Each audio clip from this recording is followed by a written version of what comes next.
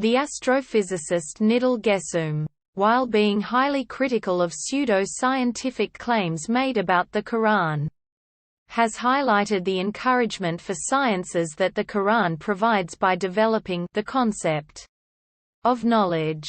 He writes, U200 174 U200 the Qiyah, and draws attention to the danger of conjecturing without evidence, and follow not that of which you have not the certain knowledge of.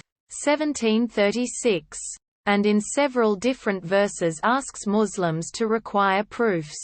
Say, bring your proof if you are truthful. 2-111. Both in matters of theological belief and in natural science. Gesum cites Ghalib Hassan on the definition of proof, according to the Quran being clear and strong, convincing evidence or argument. Also, such a proof cannot rely on an argument from authority, citing verse 5-104. Lastly, both assertions and rejections require a proof. According to verse 4-174, U256 U200 Ismail al-Faruqi and Taha Jabir al-Alwani are of the view that any reawakening of the Muslim civilization must start with the Quran.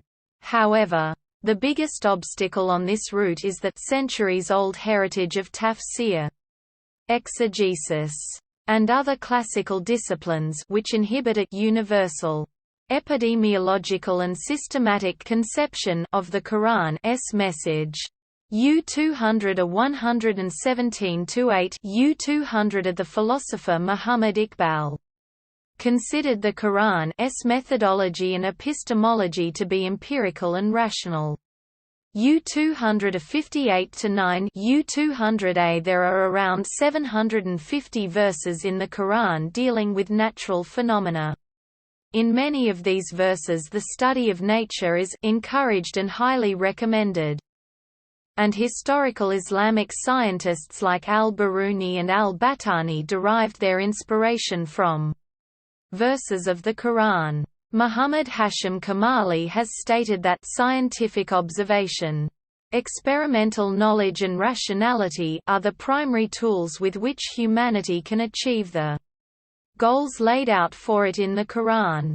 U200 63 U200 Ziauddin Sada built a case for Muslims having developed the foundations of modern science by highlighting the repeated calls of the Quran to observe and reflect upon natural phenomenon. U200 75 U200a The physicist Abdus Salam, in his Nobel Prize banquet address, quoted a well-known verse from the Quran, 67-3-4, and then stated, "This in effect is the faith of all physicists. The deeper we seek, the more is our wonder excited. The more is the dazzlement of our gaze." Quote, U200 131 U200 One of Salam's core beliefs was that there is no contradiction between Islam and the discoveries that science allows humanity to make about nature and the universe. Salam also held the opinion that the Quran and the Islamic spirit of study and rational reflection was the source of extraordinary civilizational development.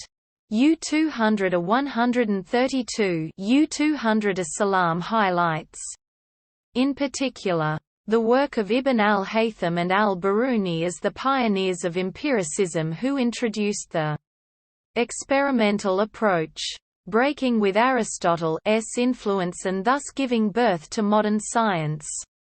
Salam was also careful to differentiate between metaphysics and physics, and advised against empirically probing certain matters on which physics is silent and will remain so, such as the doctrine of creation from nothing, which in Salam's view is outside the limits of science and thus gives way to religious considerations.